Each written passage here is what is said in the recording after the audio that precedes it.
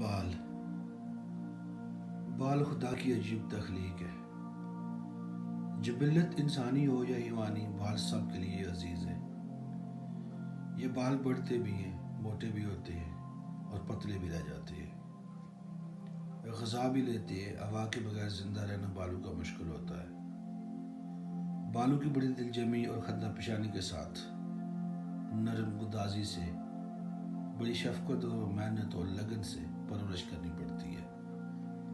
بال کبھی کبھار ٹیڑھے ہونے لگتے ہیں، ان کو سیدھا رکھنا پڑتا ہے، کبھی سلجھا کر تو کبھی سمجھا کر۔ اگر ذرا سی غفلت ہو جائے تو عمروں کے پچھتاوے، صدیوں کی باتیں، ریاستیں اور وضاحتیں بھی کارگر ثابت نہیں ہوتی۔ بال ہی تو آپ کی جان ہے، شان ہے، آن ہے۔ بگڑنے سے بچانا ہے، بچا نہ پائے تو آپ کی پہچان کو بھی خطرہ ہو سکتا ہے۔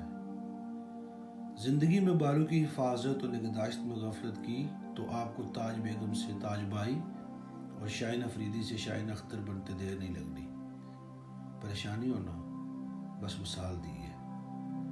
کیمیکل کے اس دور میں بالوں کی حفاظت بہت مشکل ہے۔ آپ کی روزمرہ کی غذائیں بھی بالوں کے لیے نقصان دہ ہے۔ کیمیکل سے بھی بچانا پڑتا ہے۔ یاد آیا، دودھ بالوں کے لیے سب سے بیسٹ ہے۔ دنیا کے شور و غل، دھول مٹی، گرد و غبار سے بچانا بھی پڑتا ہے۔ نظام قدرت ایسا ہے، یہ بال خد و خال بھی بدلتے ہیں۔ جگہ بدل پائیں نہ پائیں، کوشش بہت کرتے ہیں۔ کبھی ایسا بھی ہوتا ہے آپ کے سامنے آپ کا بال گرتا ہے تو ایک دم کلیجہ منہ کو آ جاتا ہے، فوراً دل دہک جاتا ہے۔ جھاڑ پونچھ کر دیکھتے ہو بال کو لگی تو نہیں۔ بال اپنا ہو یا پرایا، خیال کیا کرو۔